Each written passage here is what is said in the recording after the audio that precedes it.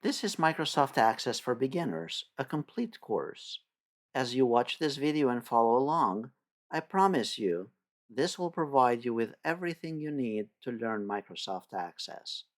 Regardless of the version of Access you are using, this video is what you need. This course makes Access easy. You will learn how Access databases work and even design one for yourself or your business. So let's get started. Microsoft Access is a relational database software program or database management system, DBMS, that runs on Windows operating system. Some of the components are tables, queries, forms, and reports. Tables, that's where the data is stored within the database. Then the queries retrieve specific data from the tables or other queries and displays only the data that you specify. Queries allow you to ask questions about the data in your tables. For example, I want just the first name, last name, and email address. Then the form is used to enter new records in a table and to edit or delete existing records. And then the reports summarize the fields or records from a table or a query in an easy-to-read format, something that you print out to give to your manager. Now, what does all of this look like in a database? Here's a really simple database. We have a database called customer sales here, and we have a bunch of tables. In this case, we have the customer table, we have the contract table, and then invoices. Think about these as separate lists. The customer table, of course, it would have the list of customers. We have customer ID, company, first name, last name, telephone number, street address, city, state, and so on. Very similar to what we have seen in Excel. You can sort this data, you can filter it, but think of it just as a list. Besides the customers, if you're running a business, then you'd probably have different contracts or different sales. This is another example of a table, the contracts table. If we double click on it, we have the contract number, the customer ID, contract amount, the date, and then the type. And then notice we have another table called invoices. And the invoice table has the date, number, and the item, what it was for, the amount, and whether it was paid or not. The next component in a database, like I mentioned earlier, is the queries. We have the table customers. Notice we have a whole bunch of fields. The fields are those names of the columns. Let's say that we wanted to generate a list of only the first name, last name, and then let's say email address. We create what's called a query, and we'll learn how to create queries momentarily. And this is a query that I defined earlier. If I double click on it, notice I have only the first name, last name, telephone number, and email address. So think of it, the processing of a data based on a criteria. And this is an example of a form. The form is basically, instead of you going to the customer table, scrolling all the way to the bottom and entering the data manually, you'd go under the customer data entry form, for example, in a form similar or nicer than this, and enter the records. And then the final component is the reports, and reports are very similar to queries, but they are designed so that they can be printed out and that they look nicer. So these were some of the basic components of a database. The tables are where the data is stored. The queries are how the data is manipulated. The forms are how the data is updated and added onto. The reports, how the data is printed out or output.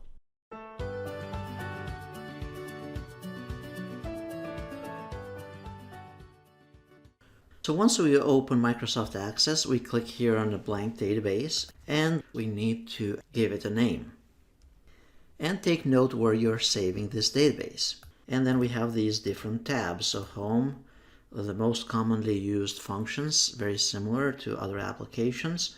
Then we have create tab to create different components related to databases. For example, creating a table, creating queries, creating forms and reports. Then we have the external data tab to get data from other systems and import it and link it into a database here in Microsoft Access. Database tools, this is another tab where we can design the database and define the relationships. So basically any tools related to the database here for whether to repair the database, to create macros. Then we have this new tab called Table Tools. So Table Tools, this is very similar to the contextual tools in Microsoft Word or Excel, a new tab that shows up in the context of what we are doing.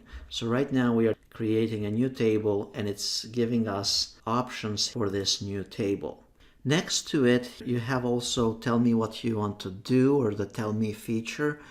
If you wanted to learn how to use Query Wizard or how to create a new form or anything like that, you simply type in there. So for example, Query Wizard, and it just takes you directly to that option in order to learn how to perform a specific task in Microsoft Access. Databases, as I mentioned earlier, they are designed using tables. This is our first table that we are working with.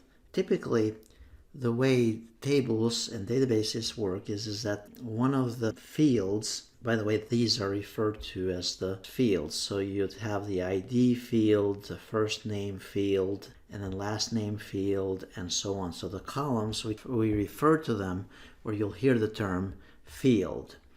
Then you'll also hear the term record.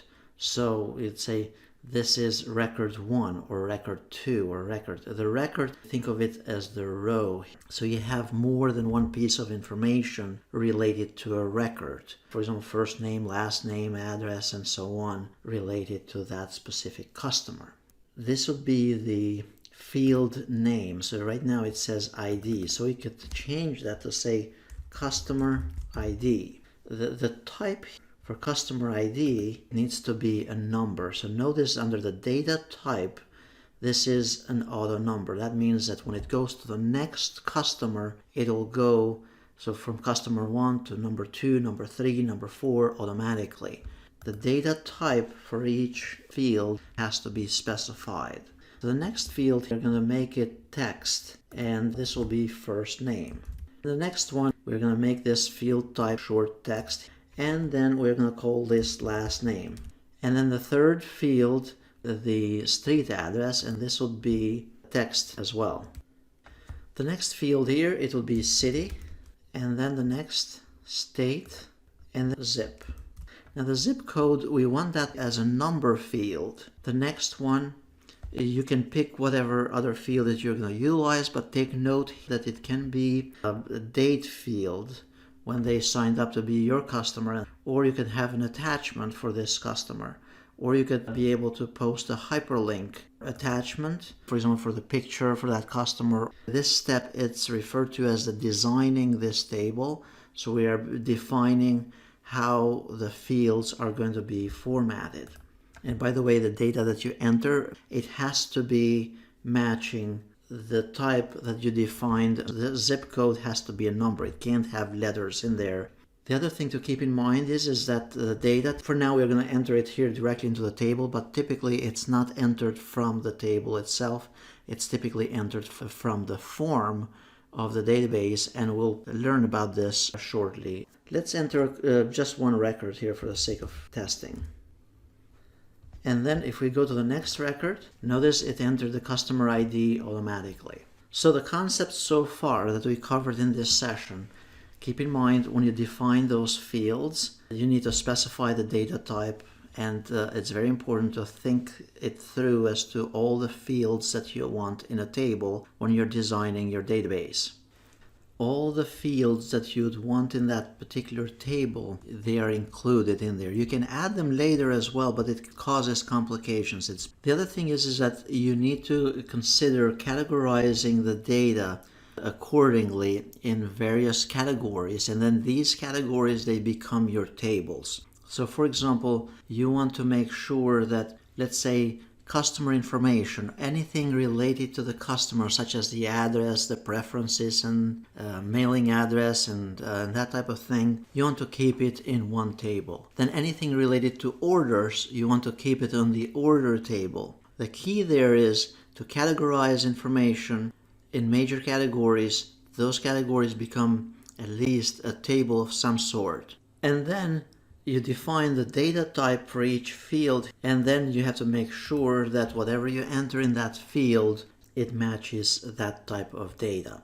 Also remember, as you design your database, you need to have some kind of a key differentiator between the records in your table. And the way to differ from one customer, from one record to another, is by assigning them something unique. For example, a customer ID, a unique customer ID. And those are typically referred to, that becomes your primary key. The primary key is what will differentiate between two records. Once we are done with designing our first table, you'll click on Close here on the top right of this table, and now it will ask us to give it a name to save the design along with the data that we just entered. And now notice here under the tables list here on the left hand side, we have customers information. Now to open this up, you simply double click on it and you'll be able to view it and enter new records in there as well if you need it. To change the design, you could simply click here to add additional fields. Or another method to change the design for this table is also by using the design view. So notice here under the Home tab we have View, and there are a couple of views. There's the data sheet view, what we currently are seeing and utilizing, and then you also have the design view. Let's click here on design view, and this is a more sophisticated way. It's a little bit more complicated if you're not used to working with databases, but yet it's actually a lot more powerful and a lot more useful. You can modify the structure of this table. On the left hand side you have the field name, which is the column for each column in that table that we saw earlier. So we could change the names, or we could change the data type. If you have a lot of data in your table and you go and tinker and manipulate the data type, you might most likely get an error message. So keep that in mind as you design your tables, to try to do it as best as possible in the beginning, whether it's the data type, the layout of the fields. From the design view, like I mentioned earlier, you can change the data type. So you can say, okay, under the state, I want that instead of 255 characters, I want that to be only the 2-digit abbreviated version of it, or you can make it 40 characters long, or whatever the length of the field is. You can also change the format and the mask and all kinds of default values, and you can control all kinds of additional settings. Notice as well that you can change the order of those fields by holding down the mouse, and you can move one field above the other one as well. To add new ones, you can add them here in the bottom. And then you have to define the data type as well. So for example, this is a field for comments, so this would be long text. So you want to make sure here that the user can enter enough text. I believe that would be 64,000 characters that it will accept in that field. Once you're done with any of the design changes, click on Close, and it's going to save the structure.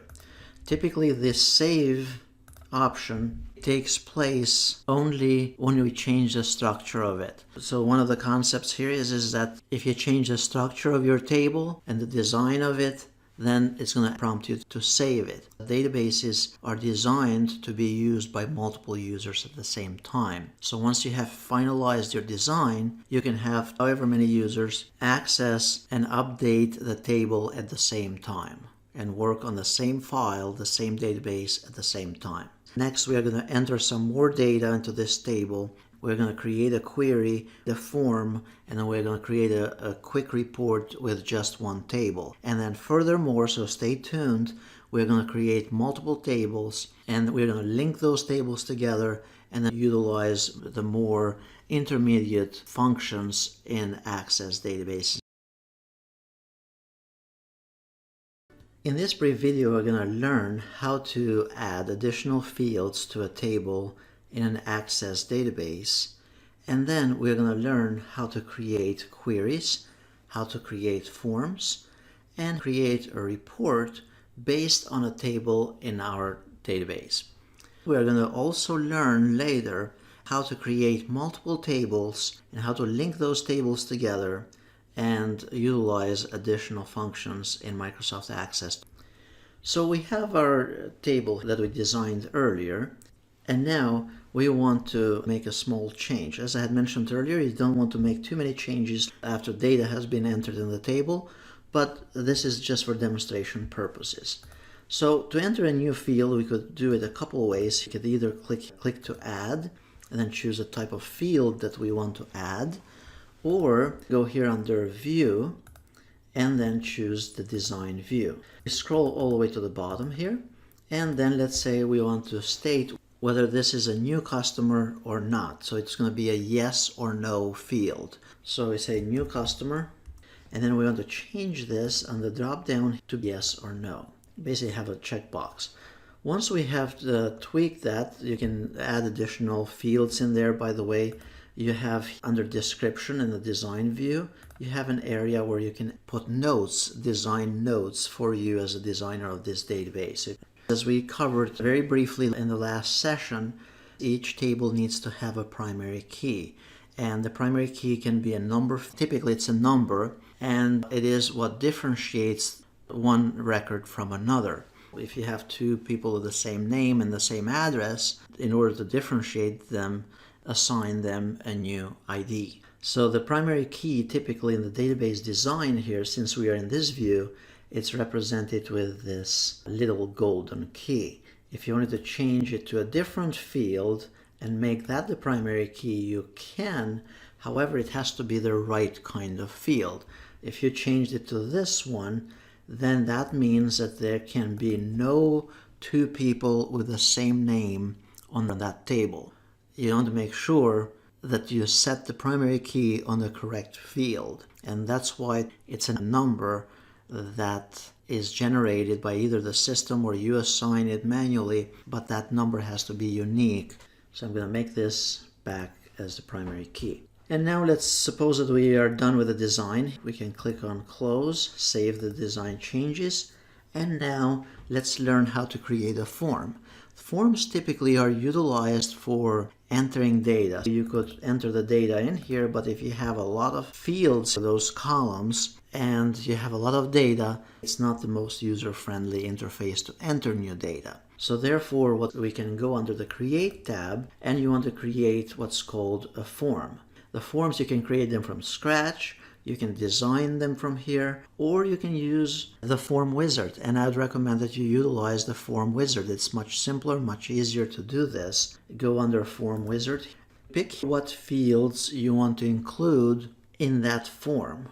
By the way, you can design multiple forms based on the same table. You're basically saying, I want to feed data only for first name, last name, and address, and you give access to a specific individual to just that form, while other individuals may have access to update more areas of your database. We are just picking the fields that we want. You can pick them one at a time, or you can add all the fields by clicking on this double arrow icon, and then click on Next. Choose how you want your form to be displayed and organized, then click on Next, and then you give it a name.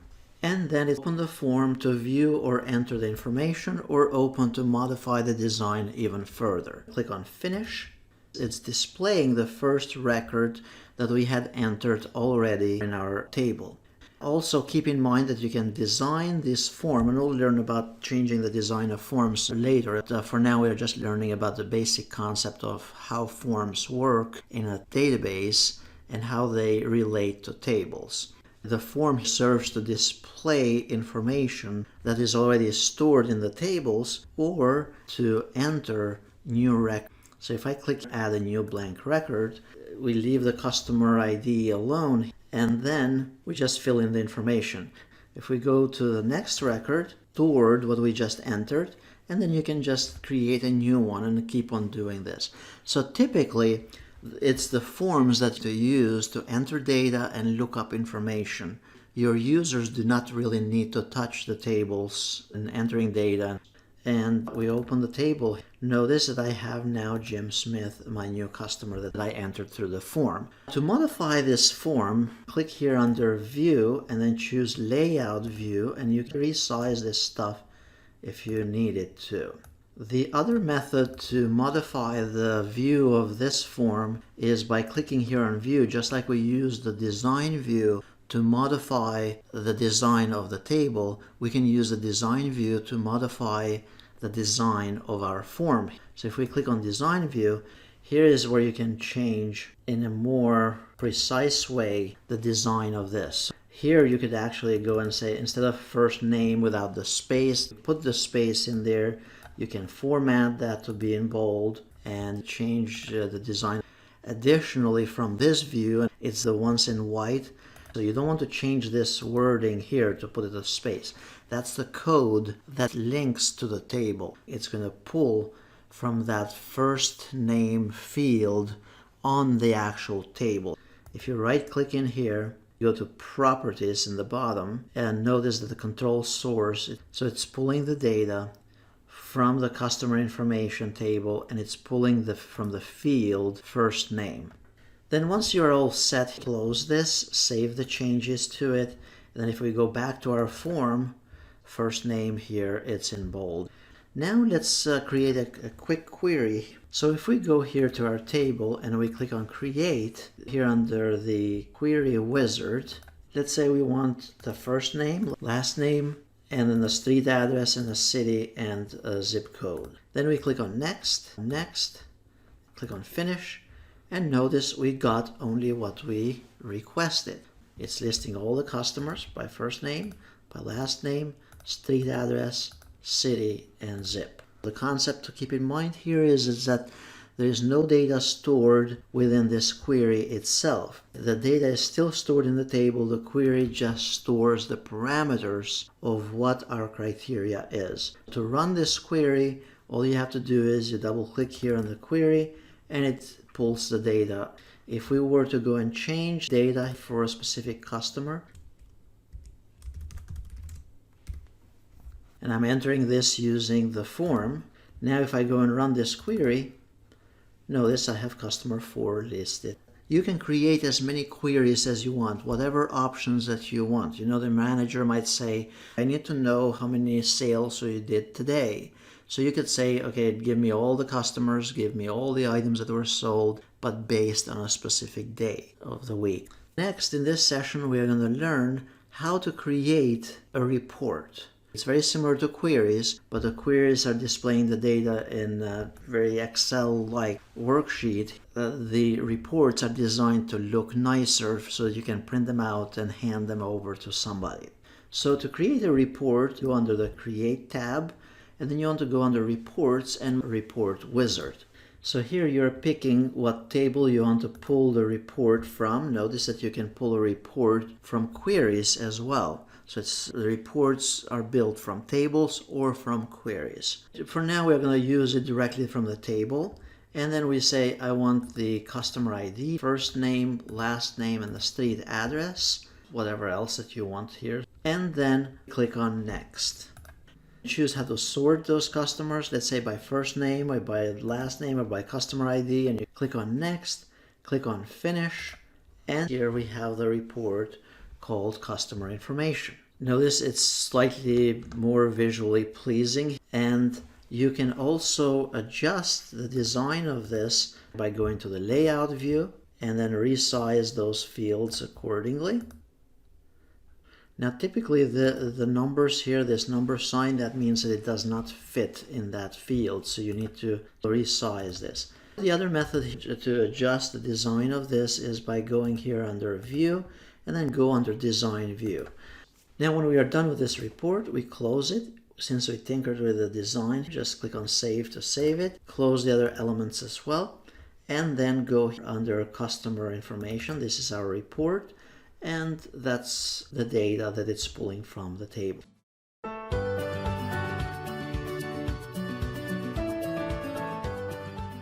Now in this session we are going to learn how to create additional tables in our Microsoft Access database. Typically, an Access database will have more than one table.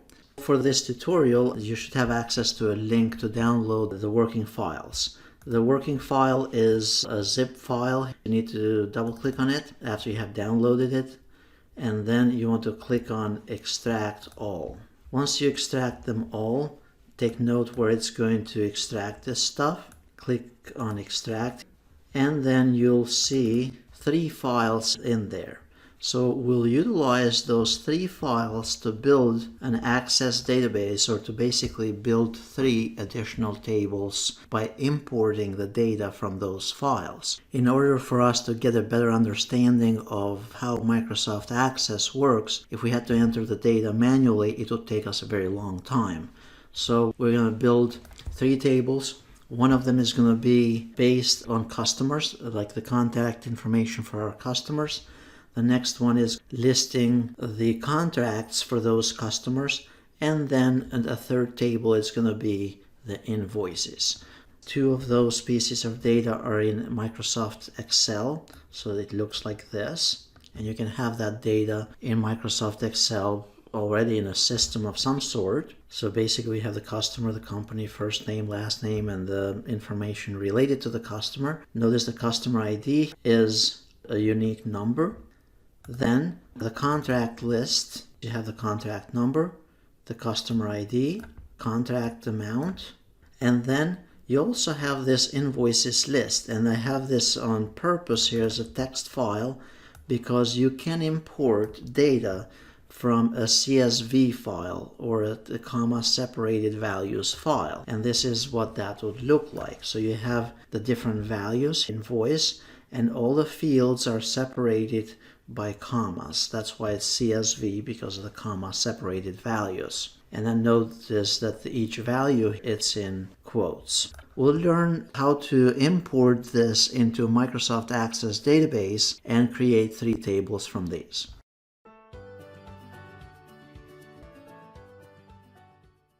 So in this session, we're going to learn how to create tables in an Access database by importing the data from another system. We'll import the actual data and also the design for the tables in one shot from those systems to save us time. You can import the data into an existing table in Microsoft Access as long as the fields, these columns, and also the data type matches from the external file with your current design in Microsoft Access.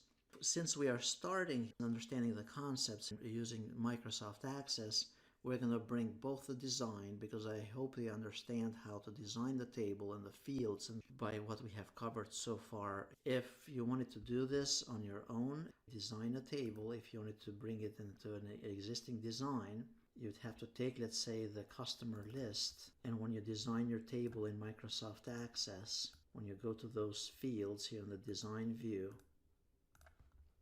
those fields have to match. So you have customer ID here from your Excel file or external system. It needs to match along with the data type. Then you'd have to have another field in here called company, and you'd have to create that. Then first name, last name, telephone number, street address, all of those have to be in exactly the same order if you're going to use an existing table in Microsoft Access. In our case, we are not going to use the existing table, so we're going to create a new table by importing the data from an external data file. So here's how it works. We go under external data, and then since we know that our data file was an Excel file, we can go here under Excel, and then we go and locate that file that we extracted earlier from the working files. Go here under Browse, go under the working files, and notice we have here customer list. Click on Open, and then we want to import the source data into a new table in our current database. If we wanted to add just the data, then we'll choose the Append option here to just simply add it to the existing table. You can also link it to an external table or external data there as well, but that's beyond the scope of this tutorial for now. So we are going to click on import data to create a new table. We click OK. This is our worksheet. This is what's in that table. Then we click on next. And then this is very important. This is where a lot of users get lost. So we want to choose the first row contains the headings. So the first row in our Excel spreadsheet had, for example, the field names, customer ID, company, field name, last name. So this is just that label. That's what we are telling the system that that's what that is. Then we click on next. And then here we say you can now specify about each item that you're imported. Select the fields below. And do you want to allow duplicates, yes or no? Now, typically in a database, for example, for the customer ID, we don't want to allow duplicates. So you'd say no duplicates. In our case, we're just bringing this to play with so that we minimize any issues, and we'll just leave it alone. Now, the data type here, it says that it's going to be short text. Typically, you want to make sure that your customer ID, it's actually a number field.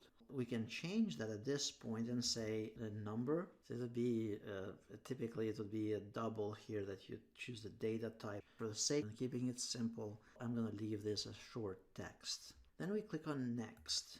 Now it says, do you want to choose the primary key? Notice it's trying to create a new one for you. You could create this manually or automatically here. The system will create it for you.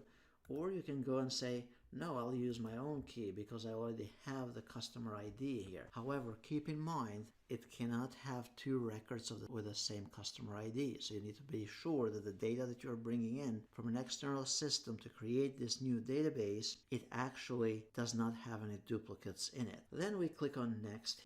So our name for this table, we'll call it customers. And then click on finish. Click on close. And now you have another table. And if you double click on it, you have all of those customers. There are 38 of them. The table now, it has the field names on the very top, and it also has the various fields, such as the email field and all that type of thing. If you needed to create additional fields, then you simply can go here under the Home tab, and you could go and add a new field. So if you wanted, for example, a field called comments, it's going to add it, and then you choose the type. So we're going to make the comments field to be a long text, and then we close the design. And now if we go back to customers, you'll notice that you have another field called comments. So that's how you create a table by importing the data from an Excel file. Let's create another table, a contacts table. So again, we go here under external data, we go under Excel, and then we choose the file that we want to import. We're actually going to get the contact list. We're going to create a new table along with a structure for that table from your external data file, from our Excel file, and then we click OK, go next. The first row has the actual information. Next. Then the contract number. Then we click on next. Then you want to make sure that you're choosing your own primary key and you're making the contract number as the primary key. Then we click on next, and then we just say this is going to be called the contacts table. Click on finish, click on close, and now if we close this, we'll have contracts and customers. And notice there are 65 contracts at this point. And then we also have the customers. Now in this next session, we're going to learn how to import data or how to create a table by importing data from a CSV file.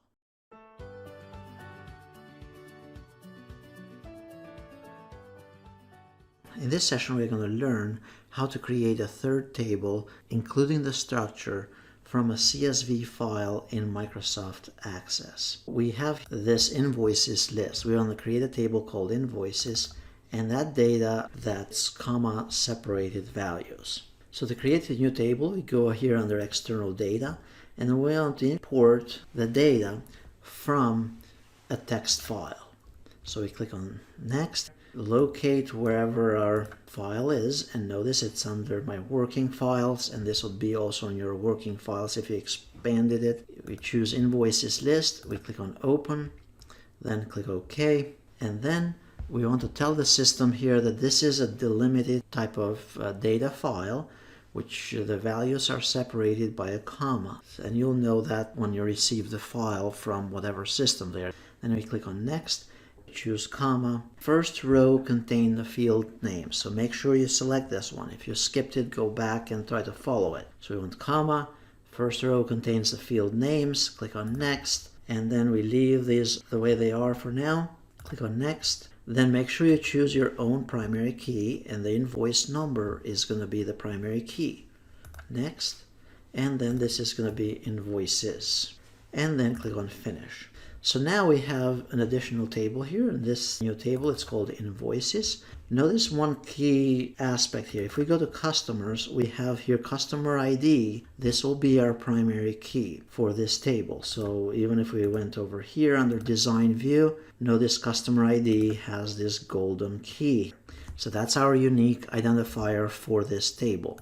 Now, if you go to another table, so if we go, for example, to contracts, and open this up and go under design view, notice that contract number is the unique identifier for this table. Anytime you're designing a new table, that table has to have some kind of unique identifier or primary key. This table also has another field called customer ID.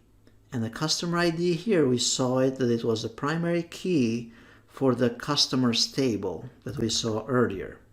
It was on this one. What that means is that for the table contracts, the primary key is contract number. That's the main differentiator. And now customer ID is what's called a foreign key. Basically, it will give us the option to link customer ID from this table to the customer's table with customer ID field. In a database, in a relational database, the tables are linked together using primary and foreign keys. The foreign key is the common field between two tables. It's that field that is the secondary. It's not the primary key on that second table. So, for example, here we are saying we have a contract with this number, but then this contract is associated with a customer of a specific number. So if we go here under, for example, customer 1105, and we go here under contracts, and we see 11005, that's saying that this contract 3033 belongs to customer 11005. The concept to remember is when you're designing this, you need to design also for foreign keys, the common field that will connect one table to the other. And we'll learn how to connect those tables in a moment. Even if you went here under invoices, you'll notice that the invoices has an invoice number, that's a primary key, but then you have a contract number which will eventually connect to the contract number from the contracts table. In the invoices table, so the primary key is this one, but then this is the foreign key for this table. So primary keys and foreign keys are two very important concepts that play an important role when you're designing the database because they'll need to be linked together, and that's what we'll learn in the next session here. We'll learn how to link the tables using the primary keys and the foreign keys. In this session, I will demonstrate how to link tables in a Microsoft Access database. A relational database like Microsoft Access requires that the tables are linked. And typically, the key component for linking tables in a database is the proper design of the tables to start with. And typically, what you want to do is that you want to have the primary keys and the foreign keys properly defined in the tables. Before I further explain this, I'm going to clean up our database here. So I'm going to first delete this table that has nothing to do with what we are planning to do in the next couple minutes. I'm going to delete these queries as well. By the way, you don't want to do this on a real database unless you're sure that you want to delete these. And at this point, we have three tables. So we have the customers table, we have the invoices table, and the contracts table. We have the primary key for customer ID. This is the primary key for this table. And then under contracts, we have the primary key being the contract number. And then the foreign key, it's the customer ID, which is supposed to match with the customer ID, which is the primary key on the customer's table. And then the same way under invoices, we have the invoice number, which is the primary key for the invoices table, but then the contract number, which is the foreign key, goes to match with the primary key of the contracts table. As you design the database, you need to factor in and plan on what the foreign keys are going to be and how the tables are going to be linking with one another when it comes time to link them. And this has to be done during the design process. Now at this stage, we need to close the tables. We need to go here under Table Tools, and then we're going to define the relationships. So we go here under Relations, choose to add the Customers table, we choose to add the Contracts table, and then the Invoices table, and then close this. You can even organize them any way you want. You want to organize them fairly logically if you can, so that you see the structure depending on how you organized your database. To link those tables together, notice we have customer ID from the customers table, and we have the foreign key under contracts for the contracts table. So what you do is you click on customer ID from the main table and you drag it and you hold the mouse directly on customer ID on the contracts table here. And then you let it go. Now at this point, notice it's saying it's going to use the customers table linking to customer ID in the contracts table. It's going to be a relationship of one-to-many. What that means is that you can have one customer with multiple contracts, and that's hopefully what you want. If you have a small business, you want multiple contracts from the same customer.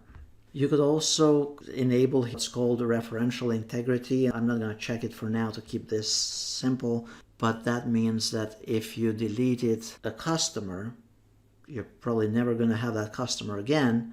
Then you want to delete also their contracts. That's what their referential integrity is. It's going to do a cascade update and cascade delete. If you remove the main source, it's going to remove the items that follow with it. If a student drops from college, you want to drop also the courses and things of that nature. Then here we click on Create, and notice that you have a line between the two. Now we have the contracts primary key could link with the foreign key from the invoices table. So we want to say from invoices, we want to drag this to the foreign key from the invoices table. Again, the same idea, contract number to contract number, one-to-many relationships. That means that you can have multiple invoices for the same contract. That's what that means. And by the way, you can move this however it makes most sense to you. If for some reason you chose the wrong thing, notice that they have to match here. Customer ID has to be under customer ID. It can't be linked to a different field. If for some reason you had it improperly matched, you can right click or select it once, and then you can choose either edit relationship or simply delete. And then if you want to delete it, you say yes. Now it's disconnected. And then you can redo it again. So you just drag here customer ID to customer ID and then click on Create again, and now you'd have it the way you wanted it. Once you're all set with this, you need to click on Close, and that's where the system is going to save these links between the tables, because unless these tables are linked together, we cannot get data from one table to the other. And when we link these tables through this relationship, that we can actually go and say, I want, for example, a query here or a report of some sort that I want the first name, last name, and then I want the contract number, and then I want the amount and the date and the contract type. That's when you can kind of cross and pull the data from multiple systems. Then we click here on Close, and then it's going to ask us to save the relationship. Here we say yes, and now the relationship has been defined, and now we can actually create queries, we can create reports, we can create forms to pull data from multiple tables. So this is where the beauty of Microsoft Access actually takes place. Let's very briefly learn, just for the sake of testing it, how to create a quick query on pulling data from 2 or more tables just before I finish this section, so that you get an understanding of how the relationship connection between the tables, what the advantage is. So if we were to look customers, notice I have the customers table, but I don't really have any contract information for this customers table. And if I go to contracts, I have only contract information, but I don't really have any customer information other than this ID. So now what we want to do is we want to pull the customer information and the contract information and have it displayed a certain way. So here's how it works. You go here under Create, and then you go under Query Wizard. And then we click on OK. And then we want to pull first from the table customers. Notice that we have 3 choices where we can choose from. So we choose customers. It's just a matter of whatever we want here. So we say, I want the first name, the last name, and then let's say I'm interested now from that table, I'm interested on only these 2 fields. The next thing that I want is I want to go under contracts, and then I want to pull a contract number, the contract amount. I don't care for the customer ID because I know I have their first and last name already. And then I want to see the date and the type of the contract. So notice it's about 6 fields here from 2 tables. Now I click on Next, and then click on Next again. And now we give it a meaningful name. So whenever you're defining the queries, you want to define it with a meaningful name. Contracts by first and last name. Click on Finish. And now we have a new query created, and now we have the data, first name and last name, and the contract number, and then the amounts, the date, and the type. So notice, so we pulled the data from 2 tables. From here you can create all kinds of other things, whether it's reports or new queries or forms, and we'll cover those in the next few sessions. One other thing before I finalize this session, and I should have mentioned it earlier, is that in order for you to link those tables correctly, you need to make sure that the fields that are going to be linked through the relationship are of the same data type. And this is where a lot of users get frustrated because this does not work. What that means is that on the customers table, when you go to design your table, you need to make sure if that is a number field, if it's numbers, you need to make sure that this customer ID over here on the next table in the foreign key, it's actually a number field as well. It's the same type of field. Again, here, the contract number on this table, in the contracts table, that needs to match exactly with the same data type. Otherwise, they will not link and you'll get errors on your linking. And more concretely, you can see that in my case, if I go here to design view for the customers table, I have it under customer ID, I have it a short text field. Typically, it's not going to be a short text. You want that to be a number, an auto number typically. I'm not going to change it right now, but typically it's an auto number and needs to match number and auto number. They can be used as one type of data, so that's fine. But you just need to be sure they match. So in my case, I have short text here. And if I go to my next table under contracts, if you look for my customer ID, it's going to be short text as well. That's why I didn't run into any problems. So those can be numbers or auto numbers, but they have to match on both corresponding tables. Remember that in your design, and it will save you a lot of frustration. So that's how defining the relationships in an Access database works. And it's one of the key aspects of designing a database successfully.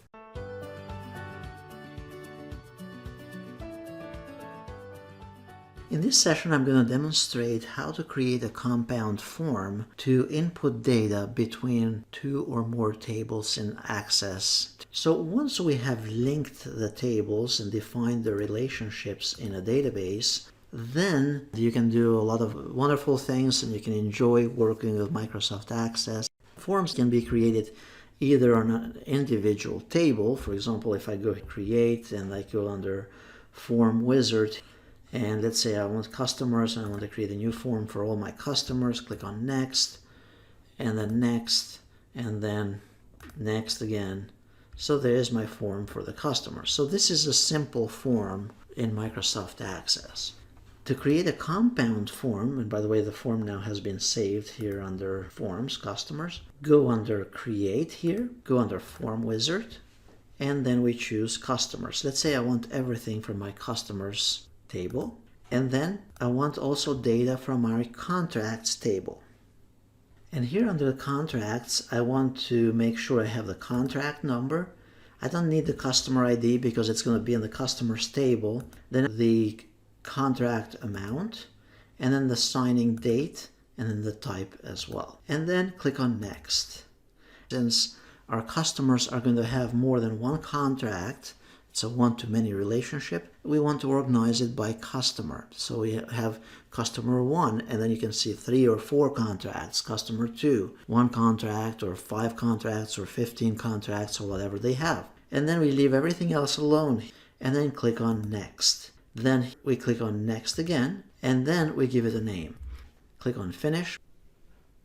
So you have the customer on the top, their customer information, but then right below this customer, we also have the orders or the contracts. You could go and add new contracts if you wanted here, so you could have.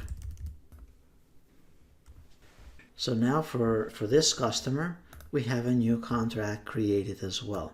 So use it to look up customers and their information, or you can use it to update the new contracts or new orders related to that customer. Or notice you have also these controls here, so you can go from one customer to the next. And by the way, you'd have to adjust this.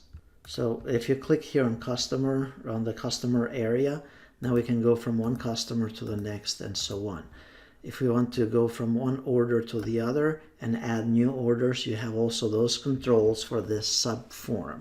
This form is a mechanism to enter new data, view data. You have the main form, which is the contracts by customer, but then right below it, you have the subform, which is pulling from the contracts table. So we have the data from 2 tables being displayed at the same time.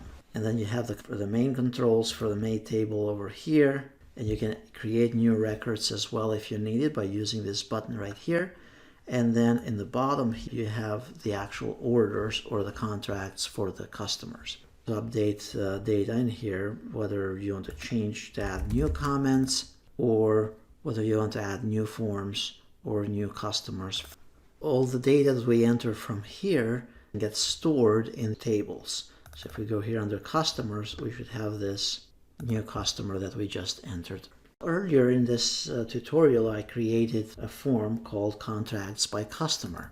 This is what it looks like so far, and the purpose of this session is how to customize this form.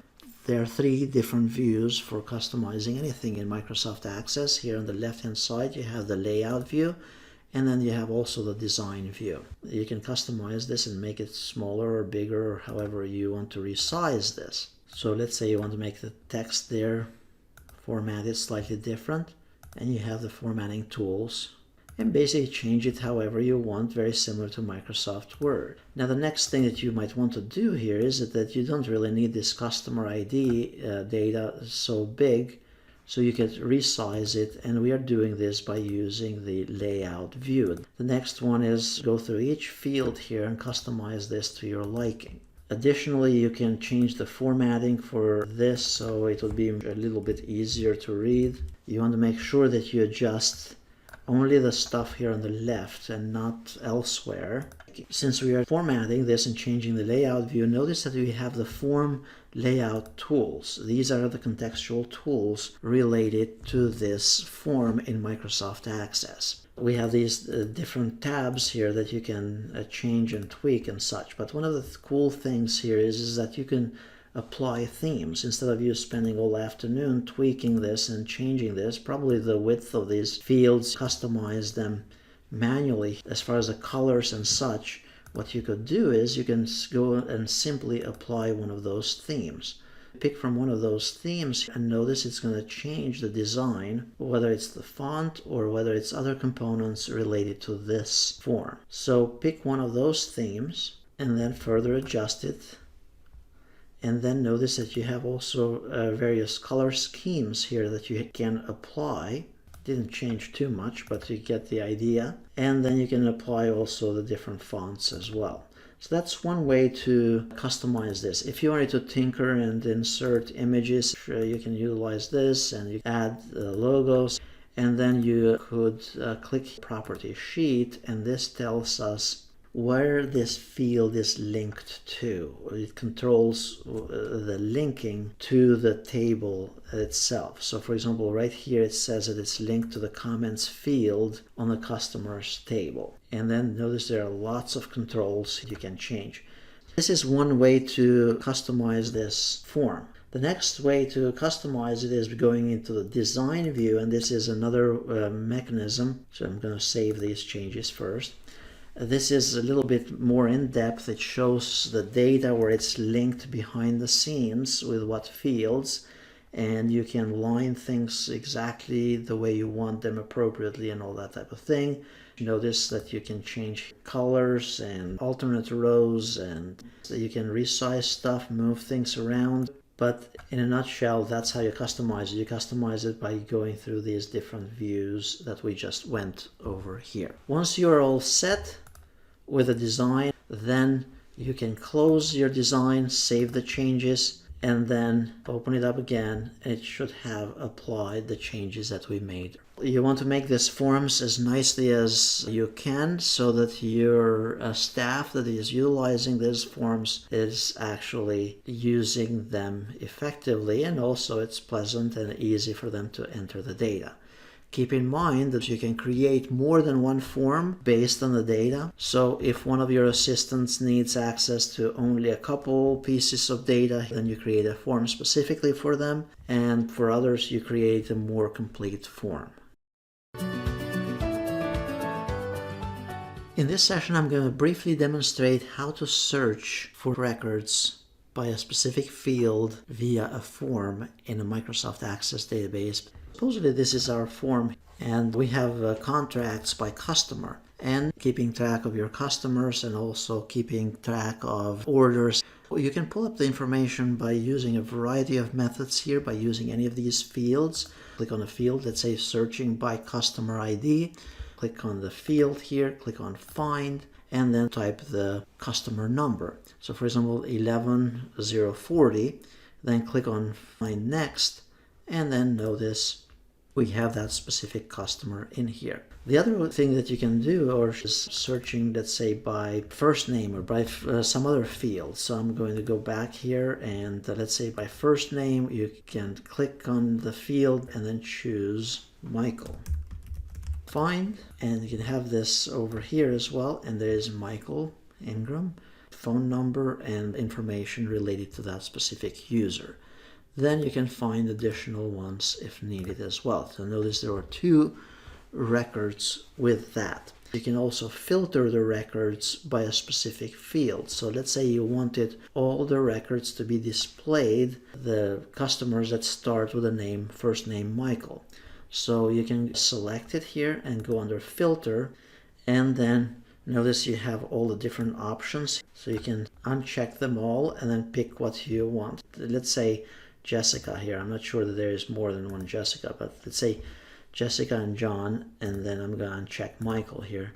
Now notice there are 3 filtered results that showed up, and we can go from one to the other. 2 customers with the name John here. Keep in mind, whenever you have filtered stuff, it's going to display only what you filtered by, and then this field right here where it says filtered, it's going to be highlighted. You can do that with any of those fields by either searching and finding records from up here, or by filtering from this option over here.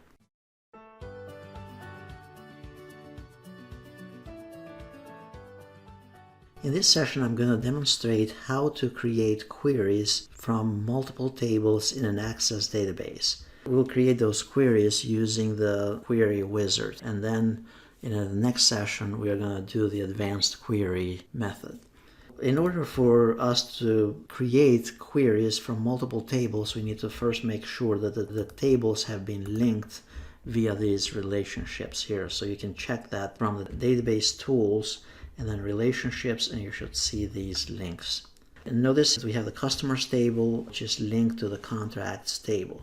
Let's say that we want to create a listing, or a query as the technical term is, of the customer ID, the first name, last name, street address, and then the city, zip, state. And then we want to also list the contract information for these customers. So here's how we do that. We'll close this first. And now we go here under Create, Query Wizard, and then click on OK. And then we are going to go first to customers. We're going to pick customer ID, first name, last name, street address, city, zip. And then we go to the next table. Here we go under contracts. And then we'll pick up the contract number and then the amount, date, and type. Click on next and then click on next again. And then here we could have some kind of meaningful name and then finish. Notice at this point we have the list with the data that we requested, customer, first name, last name, and the data has been pulled from both tables. If we save this, now we can go and create one for invoices. So let's say we want to see the contracts and how many invoices remain to be paid. We go here under Query Wizard and then go under Simple Query Wizard again, and we can do this with two other tables. So we can go under Contracts, we can get the contract number, and then we can go under Invoices and then pick the invoice number, the date, and whether it was paid or not. And then next, give it a meaningful name, click on Finish, and here we have the contract number, the customer ID, the contract amount, date, the type, the invoice specific number, the date that the invoice was issued, and whether the invoice was paid. In this session, I'm going to briefly demonstrate how to utilize the query design. So far in our Access tutorial, we have learned how to use the query wizard in defining and designing a query. In most cases, a more effective way to utilize queries is to use a query design. To utilize the query design, we click here on Query Design icon, and then you pick the tables that you want to work with initially. So in our case, tables have been linked by using the relationship module that we saw earlier. Pick the tables that we want to utilize and then click on OK. Typically the relationship looks like this. So we have customers, then we have contracts, then we have invoices. The way it works is that you have these tables here with all the different fields from each table. And you pick specific fields from each table and you're creating a new query. So for example, we want here first name, last name, and let's say the invoice number. And typically you can either double click on these fields that you want to add to the query down below, or you can simply drag these fields down here like we did a moment ago. If you double click on this asterisk sign, it will insert all the fields that are part of that table. Now here we want, for example, the invoice number, the contract number, and I'm double clicking at this point, the item, and the amount. And then we want also whether it was paid or not. Now you can run this and see what it looks like. Notice you have the first name, last name. Actually, they are kind of backwards. You can readjust that. We can go back and readjust it. And we have invoices paid or not. If we want to tweak this query again, we go here under Design Mode and go into Design View and then tweak this again. So if we wanted, for example, first name to be first, simply drag this to the left. And once we move the fields the way we want or customize this view the way we want, then we can run this again. And now notice first name is in the beginning and then you have last name and so on. Notice as well, if we go back here to the design view, you can define the sorting order, you can define specific criteria, and that's what we'll learn next. Notice also there are additional parameters that you can utilize here, and we'll cover these shortly as well, such as the query builder and the totals field.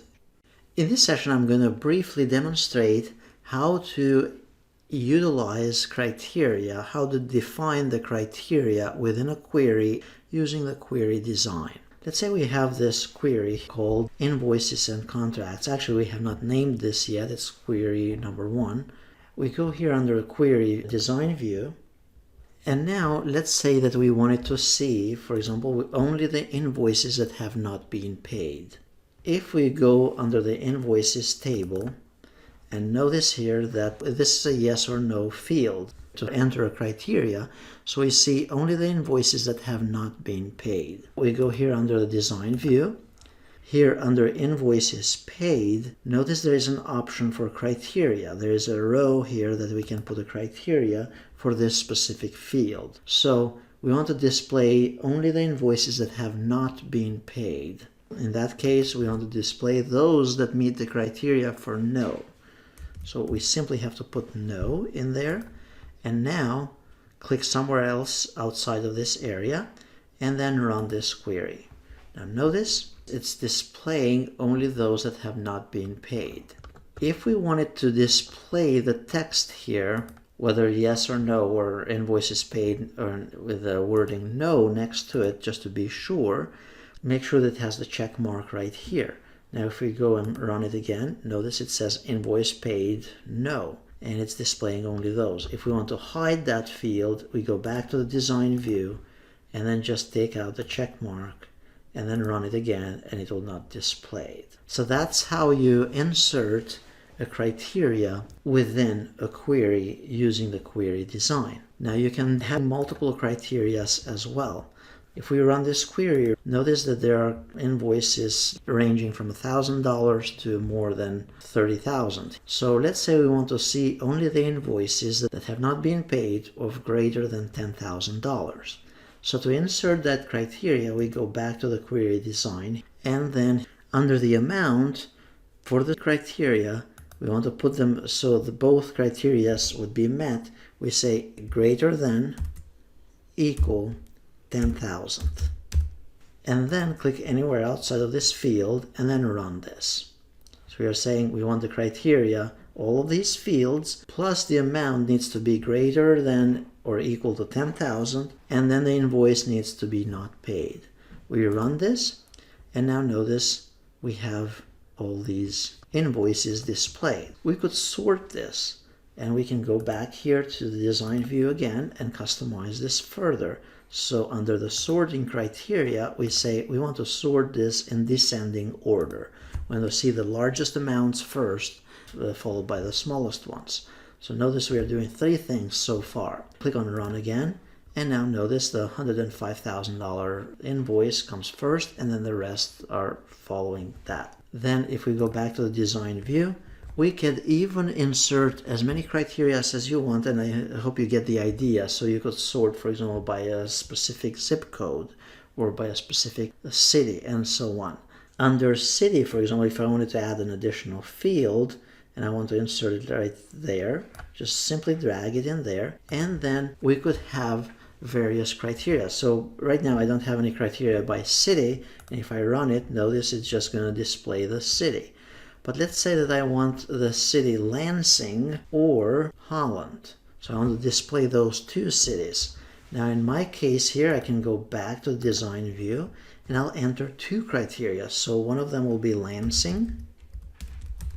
Now you have to type that correctly, and I can say or Holland. So it could be either one of them, and then run them. Notice it is displaying only the city Lansing or Holland, but then notice that the criteria is not quite what we were expecting earlier. Notice that we have 2,500, so it's no longer just 10,000 or more. The reason for that is because we have here in our criteria stating that the criteria could be Lansing greater than 10,000 and invoice is not paid, or anything from the city called Holland. So we either have to move this up here or utilize the criteria either or that we were using earlier. But then keep in mind that it's not going to apply. So we have to put them like this with the or here, and then the additional 2 criteria. Then we run it, and notice these are the only clients that have not paid their invoices yet with the greater than 10,000 balance, and only Lansing or Holland, just for those two cities.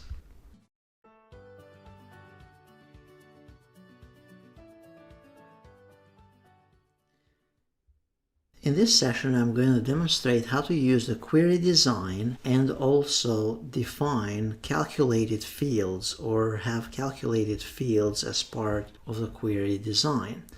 Let's assume that we have a bunch of customers, they have not paid their invoices, and we want to calculate a late fee. So part of our query, we want to display what the late fee calculation would be. We go here under the query design.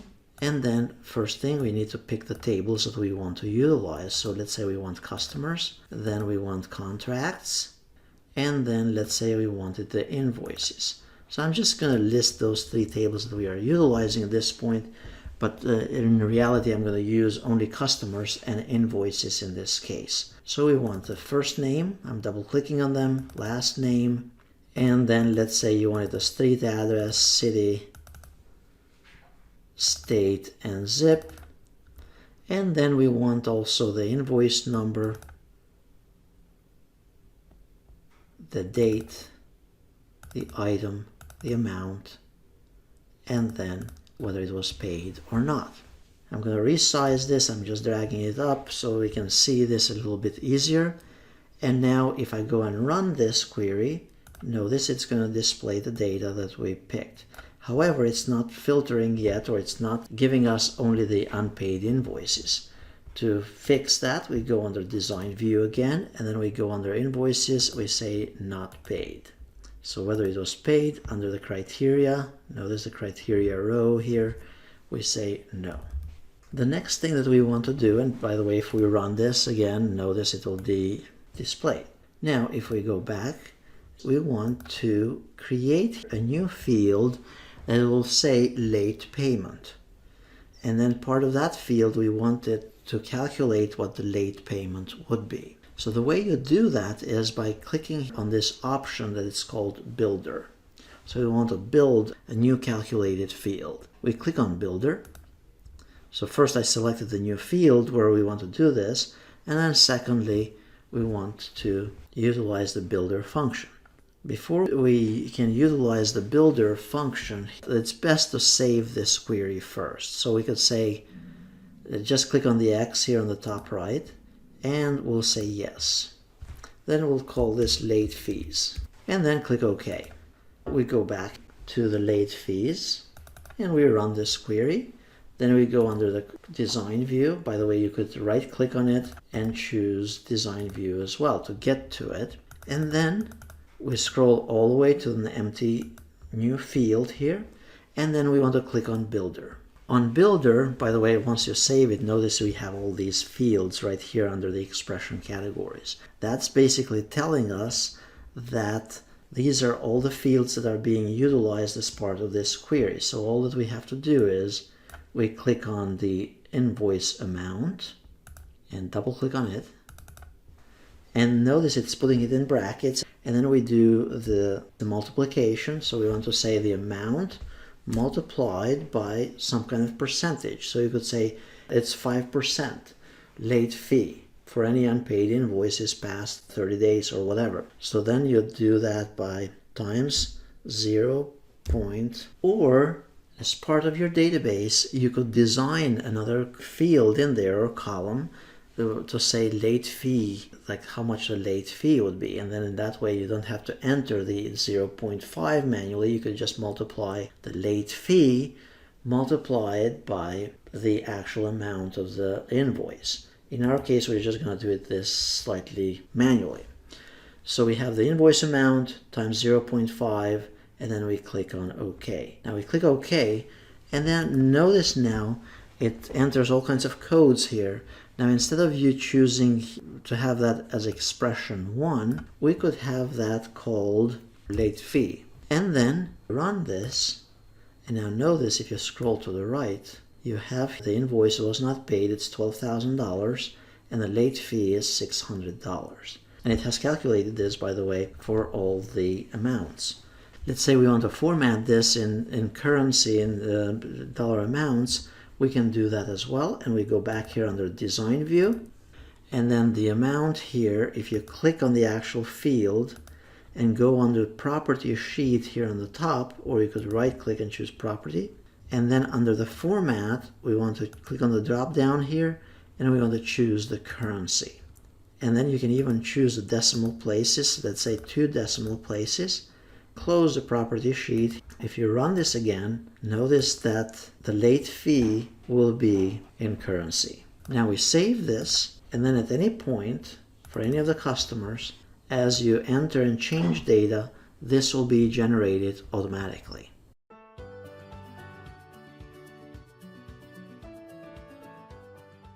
In this video, I'm going to demonstrate how to create reports and customize reports in Microsoft Access. So in this case, we have a database with 3 tables. And if you wanted to learn more as to how to work with an Access database, please refer to the previous videos on this tutorial. So we have 3 tables. We have a contracts table. Let's assume we have contracts for customers. Then we have a customers table. And then we have an invoices table.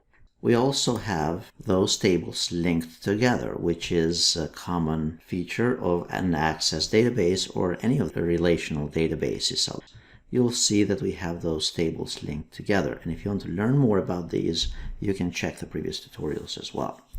And now we can create reports based on each one of those tables individually, or we can create reports by pulling data from multiple tables. For example, if we wanted customer ID from the customers table and the first name and last name from the customers table, then we can also pull, for example, the contract number, amount, and signing date and the contract type, because those 2 tables are linked together.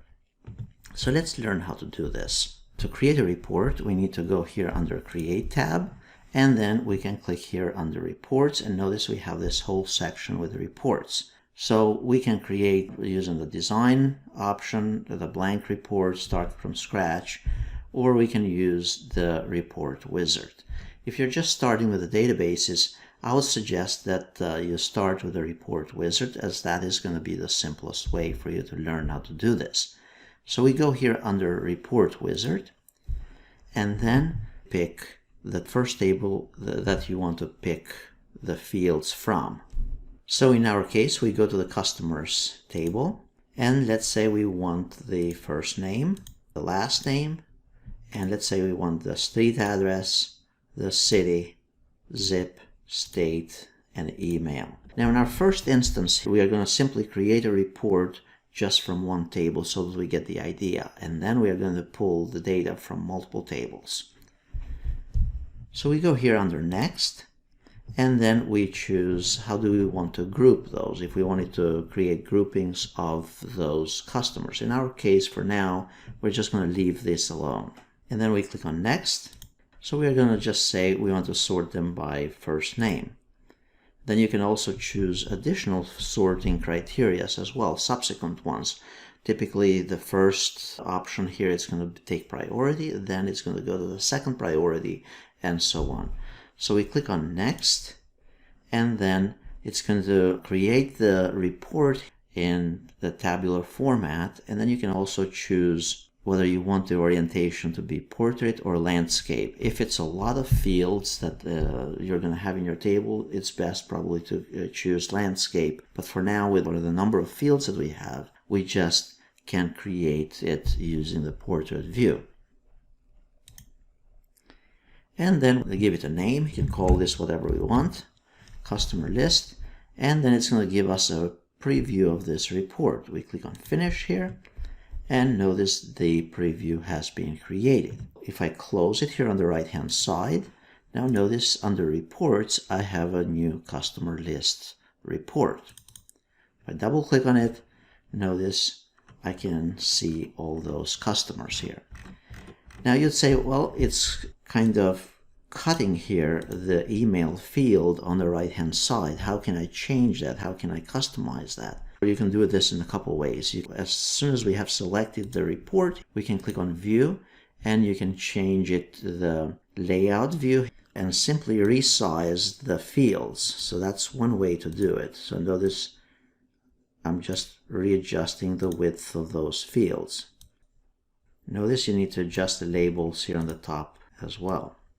I'm pressing here Control A to select everything, and we can also go here under Format, and we can change, for example, the font for this to be a smaller size. If you wanted to change the heading of this, you can go here and double click on the heading and then customize this any way that you want. So that's one easy way to customize this report that we just created. Also under the Design tab, you also have these design themes. So if I wanted to apply a different look to this, I can apply one of those themes. Now to go back to the normal view for this report, we go here under View and then Report View, and it has been modified with the changes that we applied earlier. Another way to customize your report is also to utilize the Design View. So you go here under Design View after we have selected our report, and this is kind of more complex. And again, notice it says Page Header. If I wanted to move this field a little bit farther to the left and adjust the width and such, again, these are the labels. Notice I can do them more precisely from here. So you can adjust the width of those fields here, and you get the idea at this point. Now these would be just the labels on the top, and these would be the actual fields in the bottom. Notice you can also adjust the footer, what will show up as at the bottom of the report. So let's assume that I didn't need the email field. You can simply press Delete from here and delete both the label and the actual field. The bottom stuff here, it's actually the field from the table that it's linking to the table.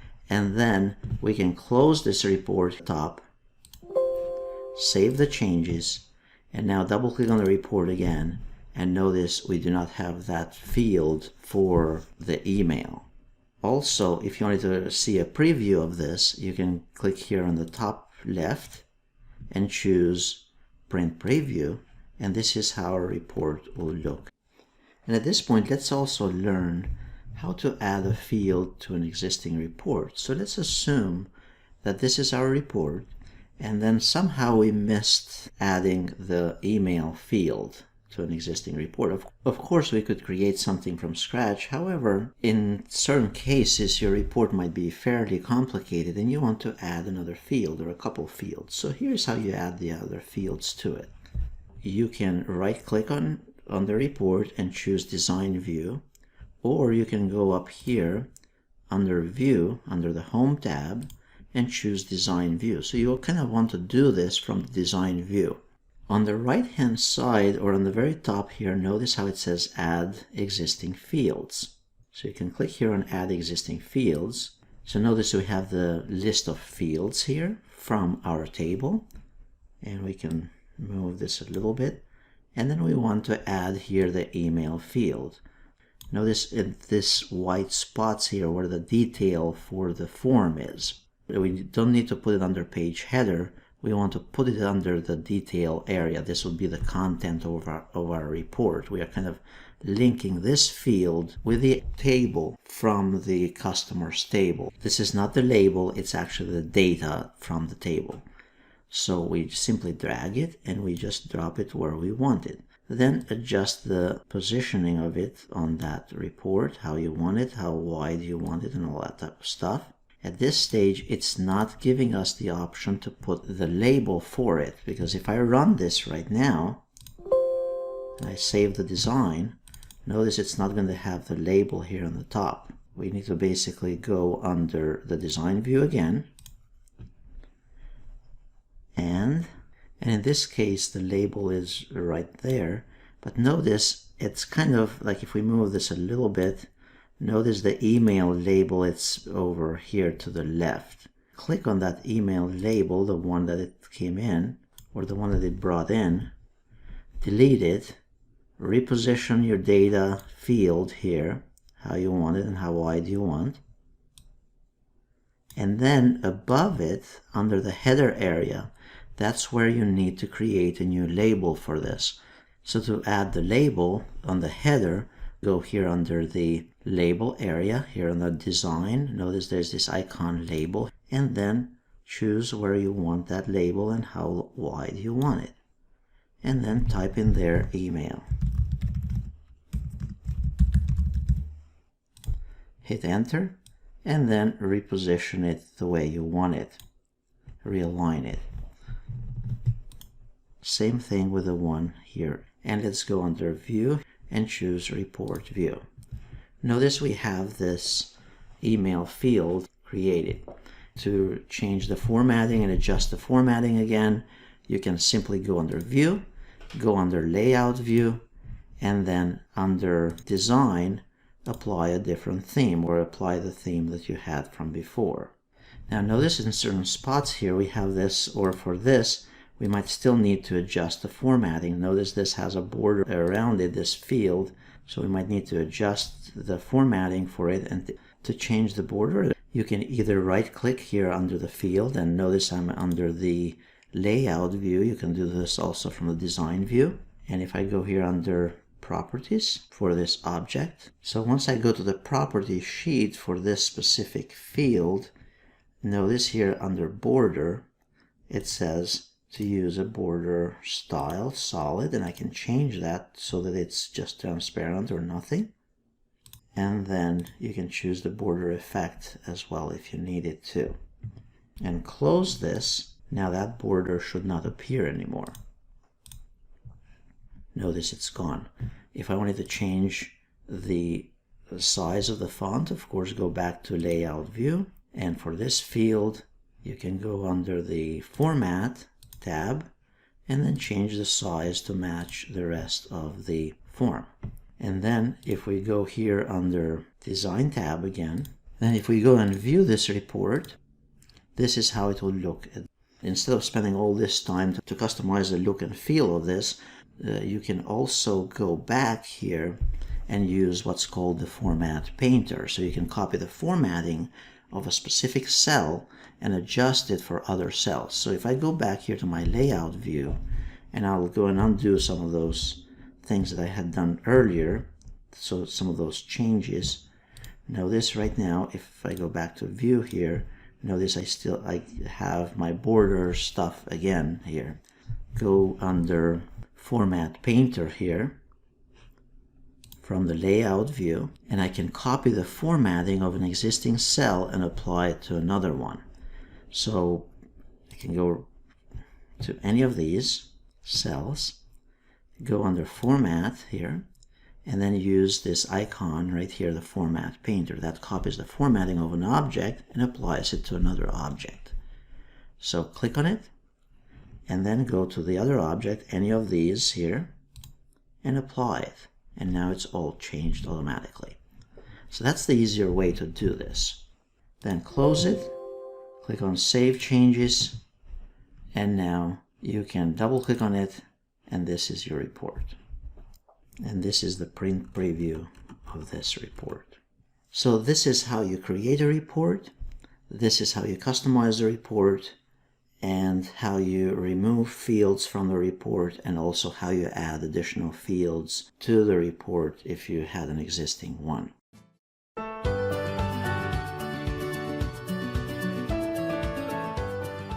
In this video, I'll demonstrate how to create a report for multiple tables in Microsoft Access. Reports are one of the most commonly used features of an Access database as a user. Most of the time you're not going to be creating databases, and you're not going to be designing them, and you're not going to be creating new tables in a database, even though you can do that. However, most of the time you're going to be creating queries in a database, and you're going to be creating reports from the existing data from that database. Now the reports can come in handy whether you're in a corporate environment where you have a corporate database, or whether you have an Access database, but the concept is going to be pretty much the same. Since the tables are linked, typically, and the linking of the tables, you can see it here under the database tools and relationships. We have customers have contracts, and then for each contract there are invoices as well. So it kind of all this stuff, it's linked together. However, you can create a report from fields from the customers table, for example, first name, last name, and contact information, and also include the contracts. So we want to see who our customers are, what contracts those customers have. So that's what we're going to learn in this session. So to create a report, you can go here under Create, and then we want to go under the Reports section. My suggestion, if you're starting, is to use the Report Wizard, and then we are going to pick some fields from the customers table. So we go, for example, if you wanted the customer ID, you can pick it as well. Click on Add Customer ID, first name, last name, and let's say we want just their telephone number and the email address. Notice you can pick only certain fields. Then you can also go here under the drop down before we move to the next step, pick from the contracts table. From another table, we can pick fields from that table as well, because those tables are linked with primary keys and foreign keys. So we go here under contracts, and now let's say we want the contract amount and then the contract type. Then we click on Next. Since we are using multiple tables, the system is asking us, do we want to group the report results by customer or by contracts? If you have a customer that has multiple contracts, you want all those contracts for that customer grouped together.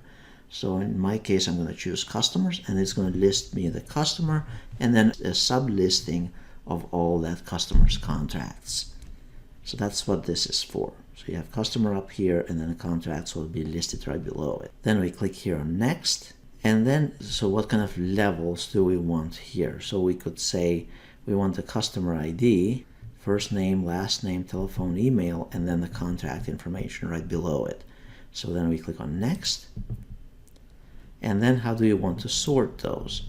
And then you could also choose here the report summary options.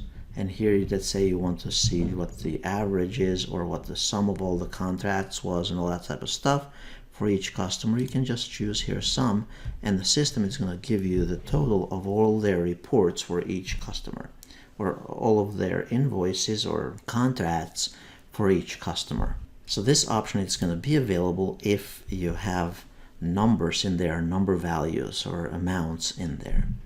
Then we click on Next. And then it's asking us, do we want to have the orientation as portrait or landscape? And you can tinker with that and check it out. But in our case, since we do not have as many fields, it's okay to have it as portrait. Then we click on Next again, and then we have to give a name for this report. Now you can change this later as well, but it's important to give meaningful names. Click on Finish. So this is kind of a preview. We need to adjust it a little bit. Notice we have these amounts or dollar signs here, so we'll need to customize this in a little bit. So for now, I'm going to close it. Here to customize this further, we go under View, and if you wanted a preview of it at this stage, you could do a preview, but it's not ready yet. Notice it's not quite ready with all of its stuff yet. We can go back here, close the Print Preview option, go under Layout View, and we can adjust the layout of this a little bit. So notice how we have the amounts here. We could actually move this farther to the left. So these would be the amounts. And then we can resize this field. Then we can go and get also the description of what the contract is, and then resize that as well, how we want it to look. Then also resize other objects that you'd like here. Now notice, we'll assume here we know what the contracts are, but notice that the labels are here on the right hand side. I'm going to delete them for now just for simplicity, because we kind of know the amount and also we know what the contract was. Now this over here, this is supposed to be the total for each contract, because we had chosen the totals. So this, you might want to move it also right below the amounts area. And then notice you have here summary for customer ID, and then 3 records and such. You could change the wording here. Notice it has sum. You can move that field closer, and instead of just sum, you could say total, and basically adjust the formatting any way you want. You can also apply themes for this to customize it so it looks slightly fancier without you having to waste your afternoon with this. And then if this is not very useful in your case, you can simply delete that specific field. Also remember that you can apply formatting. So let's say I wanted the formatting to be something like the previous cells here to remove this border. And notice you can go under Format, take the Format Painter, apply it to another field. And again, you can take the time to customize this and make it as fancy as you want. Of course, you can also adjust the labels here in the very top, format that differently as well. And let's assume that you wanted these labels here on the top, you want them bold. You can, again, format them any way you want. Let's say that you wanted also the actual customer information, just the customer data, a certain font or color or whatever. You could format it however you want, and it would make it more visually pleasing. So this is one way to customize this using the layout view. Close this and save the changes. By the way, you have to save the changes in Microsoft Access only when you're changing the design of something. Otherwise, it will save the data automatically into your tables or into your forms. So now if I open this up, again, this is what it will look like. If I go to the print preview, this is what it will look like again for the print preview. And notice you have all their contracts and also the total for each contract. And you have also the footer for this page or for this report. If you wanted to make more changes in the granular formatting of this, you can also use under, if I close here the print preview, you can use the design view. You can adjust additional components. For example, the contract amount here, no, it's not fully lined up. You could adjust how much space is between the amounts and contracts and the total here. And let's say between each customer, I wanted a little bit more space. I could adjust the spacing after each record. Now, if I go and save this and run it again by double clicking on it, there's a little bit more space between each customer and the total and the prior customer's information. As you're working with the reports, we learned about this a little bit in a previous video, sometimes you might want to add a new field to the report. So for example, we have this report, but for whatever reason, we wanted to also know what the actual contract ID is, for whatever reason, as part of this report. So instead of us recreating the report from scratch, we could simply add one more field to this report. To add the field, go on Layout View, and then under this area right here, add an existing field. You could do it from here. It's showing us the fields from the customer table. However, we could choose all tables, and we want it under the contract table, and we wanted, let's say, the contract number. So we could drag it from here. It actually put it in the very beginning, and place it wherever you want it. I'm going to delete the little label for it in the top for now so that we keep our report slightly cleaner. Adjust the size of it. Change also the font for it. And that's one way to display it in there using the layout view. The other way to add a field, and this is what you'll probably use in most business environments, is by using the design view. So if I go to my report, I'll close it for now, open up the report again, and go under View, Design View, or I could right click on it and choose Design View. Notice these are my existing fields. I have the contract amount, I have the contract type. However, let's assume that next to contract type, I want to add another field. In this case, I go here under Add Existing Fields, drag contract number over here.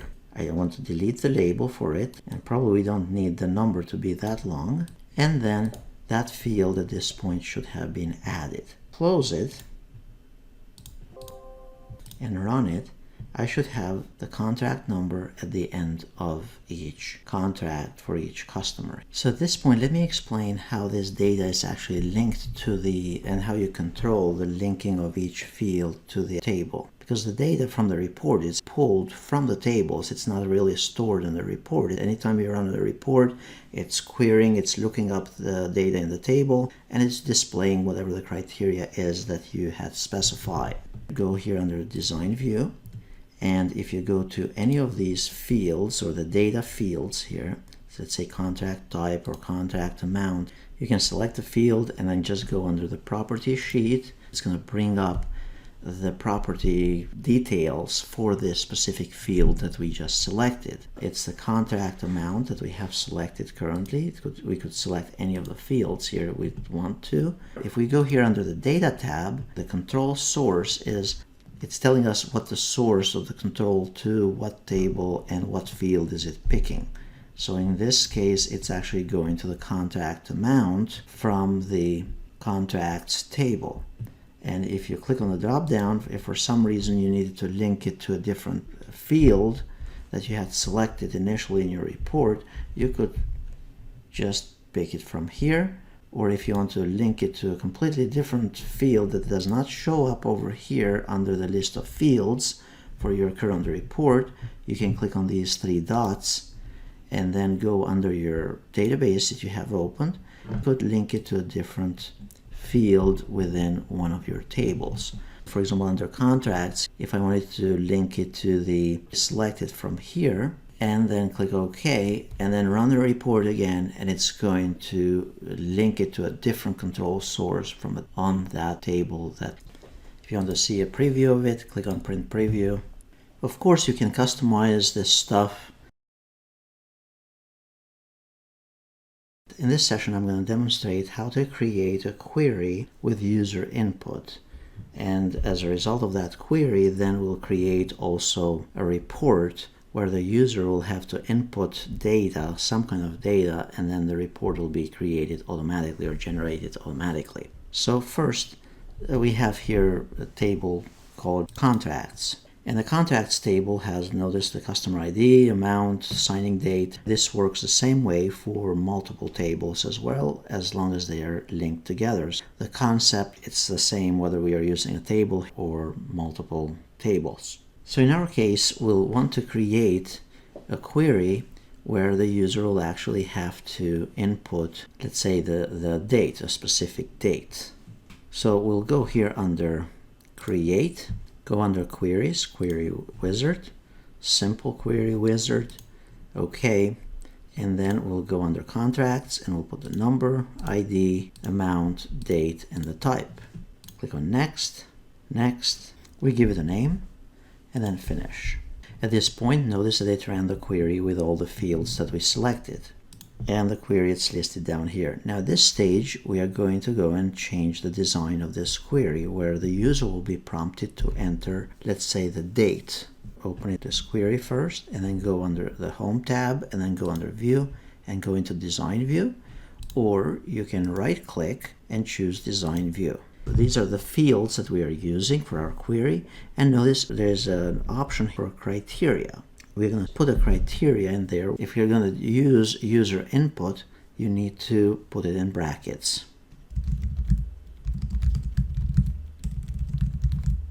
And then close brackets as well.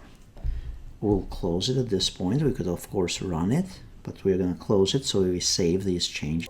And before we run it, if we go here under Contracts, notice that we have some dates here. For example, 3/1/2010, or 2/9/2010, or 5/28/2010. So let's take note of 3/1/2010 and 5/28/2010. Now we're going to run this query that we created, and notice it says Enter the date. This is looking for that parameter. So the user needs to just type 3/1/2010. And then hit OK. And notice there are two records with this from that table. If I go and rerun this again, now I want to run it on 5/28/2010. And notice we have two more records as well. So that's how we create a query with user input. from here you can actually create a report. So reports usually run from data based on the tables, or you can run reports from query. You're learning actually two concepts. You're learning how to run a report from a query, and the report is going to ask for user input. So let's go under Create tab to create the report. Click on the report wizard, and then we are going to select the query here, contracts by date. Pick all the fields that you want. Click on Next. Choose whether you want to do any grouping or any of that type of stuff. For now, we're going to leave it the way it is. Next. You can choose to sort these by contract number or ID or however you want. Next. And then click on Next again. And then give it a name. Contracts by date in our case. Click on Finish. Notice it's prompting us for the date. So if we say 3/1/2010, it should give us only those two records that match that criteria. If we wanted to run this again for another date, we can simply go here under Contracts by Date User Input, and let's say 5/28/2010. Click OK, and there is our data. You can customize this report any way you wish to, the formatting and such. So notice we have these number field here. You can always customize that and choose to make that larger. And you can reference the previous video on how to do the formatting of the reports and customizing of the reports. And probably at this point you're wondering, well, how can I specify, how can I have this query so that instead of me putting 3/1/2010 date, and giving me just for that specific date, can I have this query customized so I put the start date and it gives me and also I put the end date for a particular range, and then have the system list all those. All you'd have to do is basically go back here to the design view, and we need to tweak and change this to include the range. So we can accomplish this by doing the following. So we enter the range, the starting range here. It has to be in brackets, and you can have those words be whatever you want them to be. You put also the end range in brackets as well, and you use the word "and" in capital letters. Now here we are saying we want anything greater or equal to the start date and anything less or equal to the end date. Then we save this by clicking on the Save button on the top. We'll close the query and then run it again. Now it says enter the start date, and we enter 3/1/2010. Of course, it has to fall within the range of data that you have in the system in your table. The end date 5/28/2010, and notice the system displays the data that falls within those parameters. We could run this for any date ranges. So we could say 1/1/2010. I want to see all the contracts from the January 1st, and then all the way for the first 6 months to 6/30/2010. Click OK, and notice these are all the records or all the contracts for that date range. Now you can do the same thing. You can create a report for this, where you can run this report at any. Or the advantage of the report is that you can make the data look nicer. If we go here under Create and we go under Reports and the Report Wizard, and we go under the Contracts by Date, we insert all those fields in there. I just clicked on all the fields. Press Next, Next. We can order them by contract number or whatever there, or by date, however you want them. Let's do them by date. Next, Next. We give it a meaningful name. Click on Finish. Notice it's trying to run it at this point, so we say 3/1/2010 to 12/31/2010. Okay. Notice we have the data for all of that date range. Of course, you can go here and change, customize this report any way that you prefer. And you can go into the Edit option here under Design, and then View and the Layout view. Format this any way you prefer. Change the look and feel of it. Close it, saving it. And you can run this report at any point for any sales or whatever it is, and it works exactly the same way with multiple tables as well, as long as they are linked properly. So that's how you create a report based on a query with user input, whether it's single user input or multiple user input. It's one of the powerful features that most users will use in Microsoft Access from day-to-day tasks and business tasks. In this session, I'm going to demonstrate how to export data from Access into Excel. A lot of times in a business scenario, you can run reports, you can run queries, or you want to export data from your database and put it into an Excel spreadsheet and then work with the data and create charts or use it for other functions from within Excel. You can do it from the tables, or you can do it from a query. You can export the data from a query, or you can export the data from a report. So let's see first exporting data from a table into Excel. We click on the contracts table, which looks like this, and we right click on it, and there's this option for export, and you can choose to export it in any of those formats. You could also go under external data and choose to export from up here into Excel.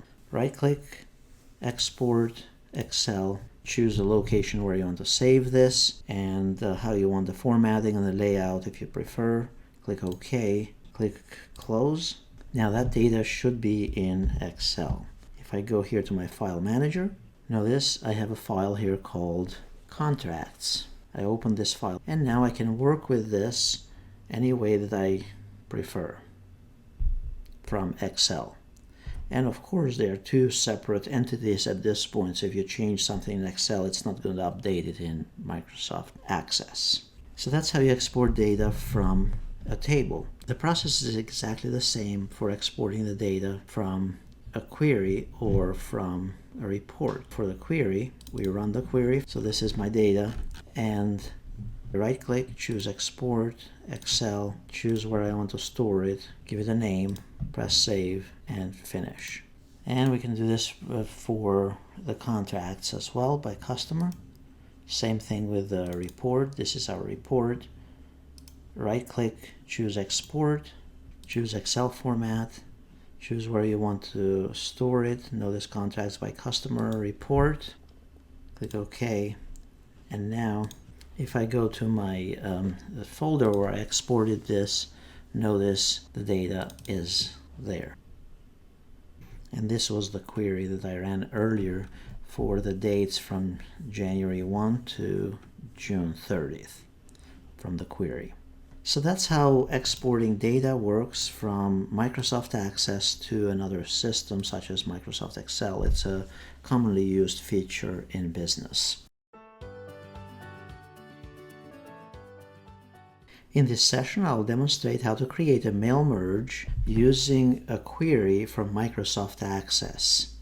In order to create a mail merge, we can either use an existing table or we could use an existing query. So in our case, we are going to first create the query, then we are going to create the mail merge.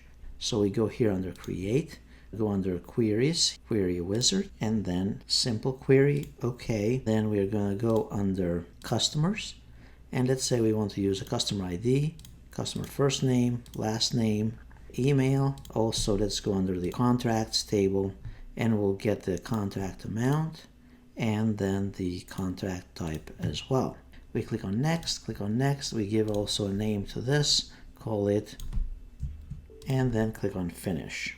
Now to create the mail merge, we can do this two ways. We can either create the mail merge directly from Microsoft Access, or we can go to Word first and create the mail merge from there. The other option would be to dump this data into Microsoft Excel and then do the mail merge from Microsoft Excel. We have our query, and then we go to external data, create a word merge. So word merge, it says you specify the table and you create a mail merge wizard through Microsoft Word. We click on Microsoft Word merge here. It says, do you want to link it to an existing document or do you want to create a new one? We'll just create a new one because we don't have an existing letter currently. Click OK.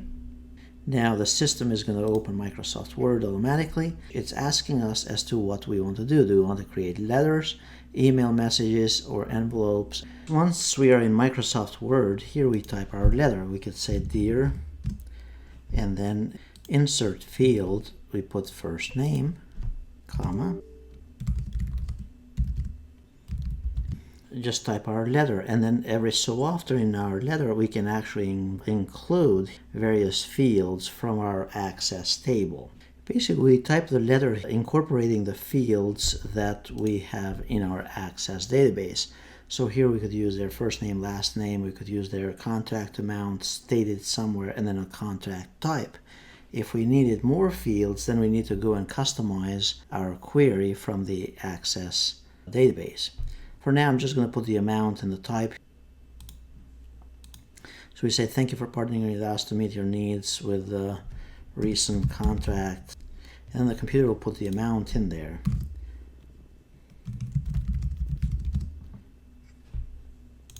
Then you could put the contract type. Of course, it has to make sense. Then we go here under the next stage here, or start your document. And then we can use the current document in our case, or we could have used an existing document if you have a letter from before. We'll select recipients, we'll use an existing list, and then we'll select the existing list, which is basically a customer query for mail merge. So we don't really need to select the list, it's already selected because we started the mail merge from Microsoft Access. So that's how it's linked automatically. Now here we write our letter, which we actually just did earlier, and then it says here preview our letters. Notice dear Owen, and then contact 1, and then this was the contract. The next step is to complete the mail merge. So we click on complete the merge, and then edit individual letters, then click OK. We can see all the various letters. The beauty of this is that if I save this form, and this is the form actually that typically has the codes and all that stuff linked to the database, if I save this, and then I close Word, and then I come back here to my document.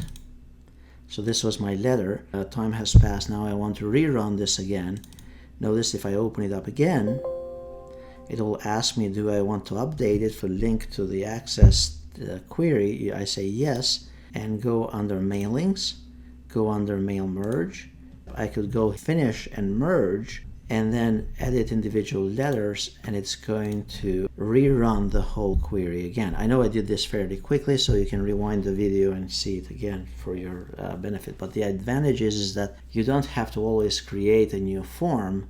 You can simply save the form from Word, open it up whenever you want to rerun it, and it's going to pull the data directly from that query from the Access database automatically for you. So this was the way how to do a query from Microsoft Access to Word. The other way to do it is that you can open Word first and then go to Microsoft Access and pull the data from a query or from a table, and that will work as well. So if I go here to Microsoft Word and I open a new document, go under mailings, start a mail merge, and I'd recommend that you use the mail merge wizard here.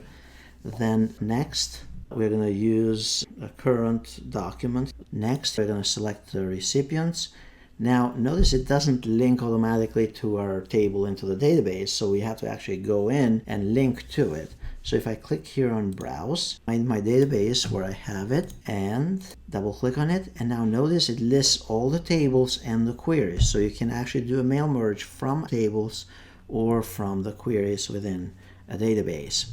Now I click OK. Notice it shows all the records, including the fields that we had selected as part of that query. We could filter and sort. Then we're going to write the letter, and we say dear, and then insert field, and we say first name, space, last name, and then write the letter with the various fields. It's going to put the amount. You're just putting the fields that you want to use. Of course, I'm doing this fairly quickly here for the sake of time. You could put additional comments, preview those letters. So this is how it's going to look. Next, you click on here on complete the merge. Then you choose edit individual letters. This just gives you an idea as to what they're going to look like. So right now we have 5 letters that have been generated automatically. Now the other thing that you can do is from Access or from Word, you could do also email merges. So if I go here to my customers, notice customers table has an email field.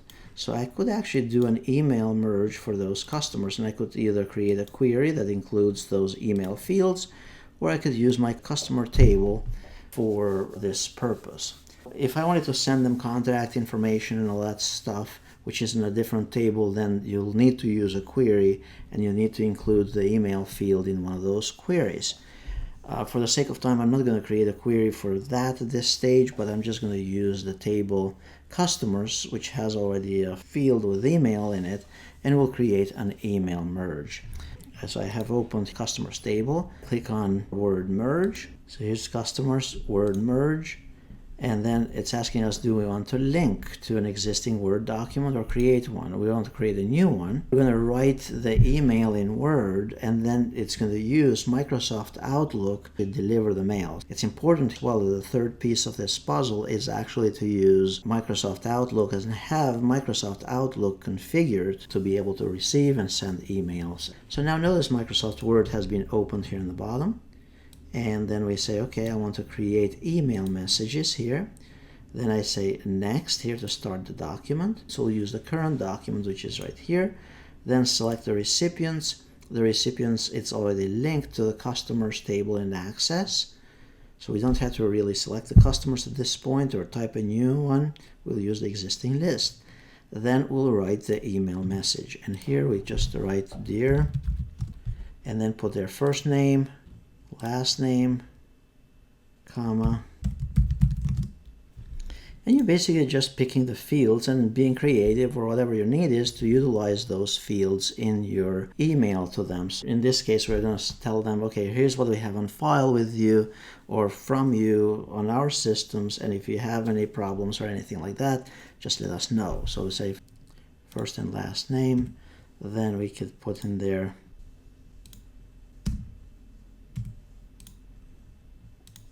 format this a little bit nicer if you would like. You can go here under the Home tab and customize this any way you want.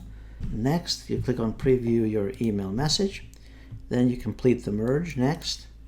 And then we're going to choose electronic mail. So this is the difference between the Word email merge and a regular mail merge for letters. For the email merge, you have to click on electronic mail. You have to tell the system which field actually contains the email address. So in this drop down, it has to be the field that corresponds with the email address from your Access table or Access query. In Access, this is email. It's called email, the label on the top here.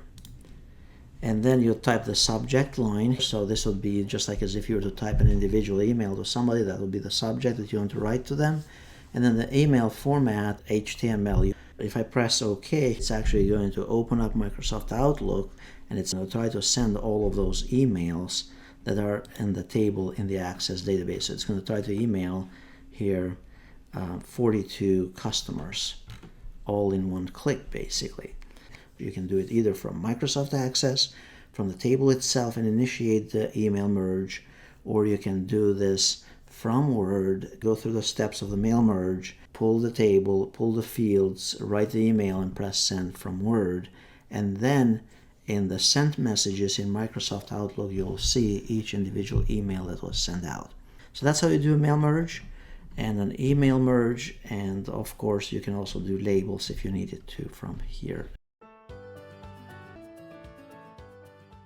In this session, I'm going to demonstrate how to create a switchboard or a dashboard for your database so that whenever you open your database, you'd actually, instead of having a view like this and then trying to figure out as to what is where, you'd have more of a nicer view, like a dashboard menu type of system, where you'd be able to get to certain tables or certain queries or reports much easier and more user-friendly. So the easiest way to get to the switchboard manager is by simply going here under the Tell Me feature, we type switchboard. And then click on Switchboard Manager. And it says the switchboard manager was unable to find a valid switchboard for this database. Would you like to create one? And that is great because that's what we want to do. So you click on yes. It's going to give us a default switchboard. So once it opens the default switchboard, click on Edit. And we want to add new items to this switchboard. Then we click on New. And then here is one of the options or one of the menus that we can define. So let's say we wanted to update customer records. And here we go under the command. Then we need to tell the system as to what we want to do. In our case, we want to open a form either in add mode or edit mode. So in our case, we want to update existing records. So we want to choose edit mode. And then we go to the form that we want to be editing. So we go and we choose the customer form. And then click OK. Another option, so we click here on New and we choose Add New Customer. And then go under the switchboard, click on the form for Open Form in Add Mode. And then we go over here under Customer's form as well. So now we have two of them. Then we add another command that we want as part of our dashboard. Click on New, and then let's say we want to see the contacts by date. We want to open a report. Click on Open a Report, and we'll change this, let's say contacts by date. And then you click on Open Report, and then you choose a report that you want to run. Click OK, and you can keep on adding more items like this as well. So you could go here and choose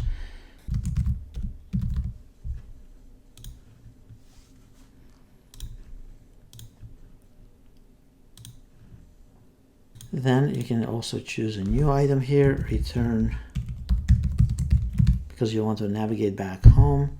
You choose go to the switchboard, and then the switchboard that you want to go is the default switchboard. So I close the main switchboard. Now I can go and create additional switchboard pages. So in this case, I want a switchboard just called Reports. Click OK. And now I go into the Reports switchboard. I create New to add a new item. Then I edit. Then I edit the report, the switchboard, and I add a new item there. So let's say I want in there view customers. And then open a report, pick the report that you want, and then keep on adding whatever components you have. Because sometimes in a database you'd have hundreds of reports and hundreds of queries and such, and in this stuff here on the left, it could get very messy. So the switchboard actually helps you categorize what you want in the order that you want them presented. Then whenever you create another switchboard, it's also important to create here a return to the main switchboard option. So return home, and then you want to go to the switchboard and you want to choose which switchboard you want to go to, click OK, and then close this stuff. And then close it again. Whenever you define the switchboard, you also have to do one more thing in order to tell Microsoft Access in the database, so whenever it opens, which form to open. So in this case, we need to go to do that. We need to go under the File menu. We go here under Options. Then we go under the current database. And then over here where it says Display, right here, we want to choose to display. Whenever you open the database, you want to choose to display the switchboard. Then you click OK, and then it says we need to close the database for this to take effect, so we'll need to exit the database. And now notice it presents me with the main switchboard. Of course, we could change the colors, we could make this fancier and all that type of stuff. You can hide all this other stuff here on the left and make it so it opens like this. If you wanted to add a new customer, you could click on Add New Customer, and now notice it takes you to your customer to add the new customer. If I wanted to view the contracts by date range, so notice it's going to prompt me for the contacts. and it's going to play me the report content that I had requested.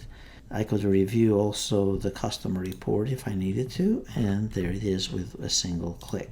So that's how you create the switchboard items here.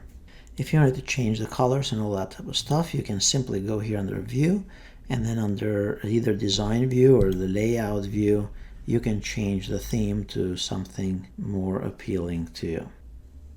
And you could add more controls, and you could add more text in here as well.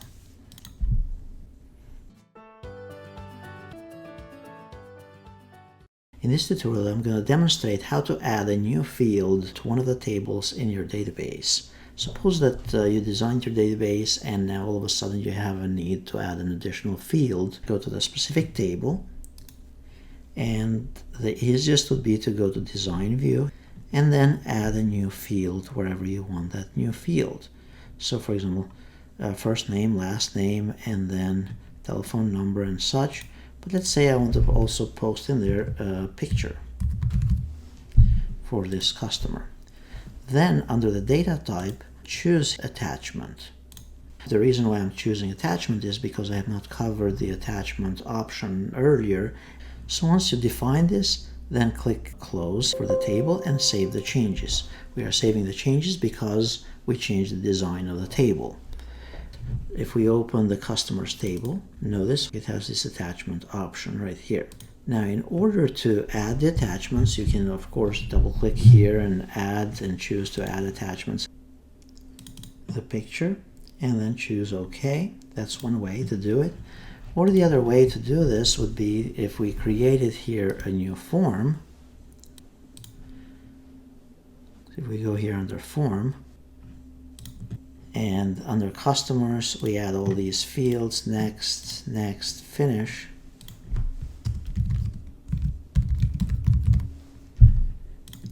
We should have in here a field for the picture. Let's say for customer Owen here, we want to add his picture.